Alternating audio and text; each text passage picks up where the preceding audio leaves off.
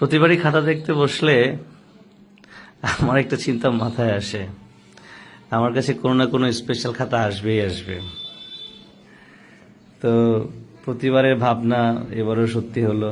খাতা দেখতে বসছি, প্যারাগ্রাফ আসছে মাই হবি, স্টুডেন্টও লিখছে মাই হবি, মোটামুটি সে 1 পৃষ্ঠার মতো লিখছে, খুব বেশি লেখে নাই।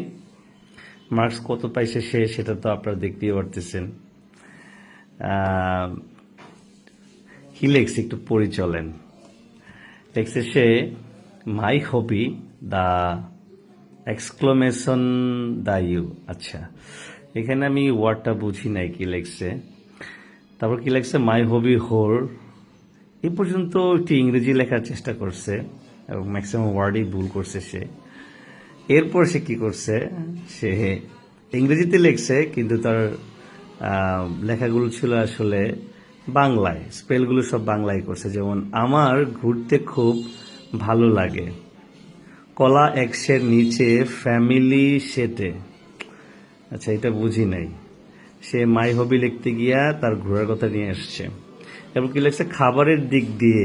ও আচ্ছা আচ্ছা, তার খাবারের দিক দিয়ে কি বলছে, biryani, pulao, roast, fry, fuchka, chocolate, ice cream, cake, গোশ ইত্যাদি।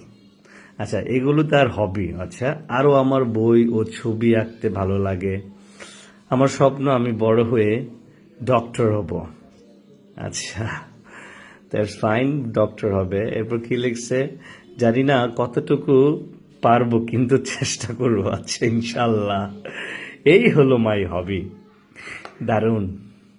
একটা স্টুডেন্ট আসলে কি বলবো, একটা প্যারাগ্রাফ লিখছে সে, মানে মোটামুটি তার এক্সপ্রেশন, তার যে ইচ্ছার কথাগুলো সে তুলে ধরছে। ইংরেজি যে কয়েকটা লাইন লিখছে একদমই হয়নি, বাংলায় সে শেষ পর্যন্ত তার যে হবি, সে হবির কথা সে বলার চেষ্টা করছে। তো তোমাদেরকে বলবো, খাতার মধ্যে আসলে ইংরেজি খাতা এই কাজ ভুলেও করা যাবে না।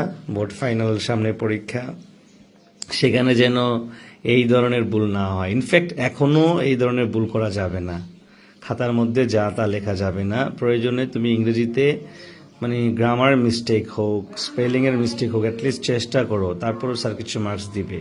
আর যদি এরকম লেখা লিখো বাংলায়, মানে বাংলা ইংরেজি ভার্সন কিন্তু আসলে লেখা বাংলায়, 0 পাবা। বরং 0 তো পাবাই, পাশাপাশি তোমার খাতার প্রতি একটা নেগেটিভ ইম্প্যাক্ট তৈরি হবে। So be careful. এই হলো মাই হবি।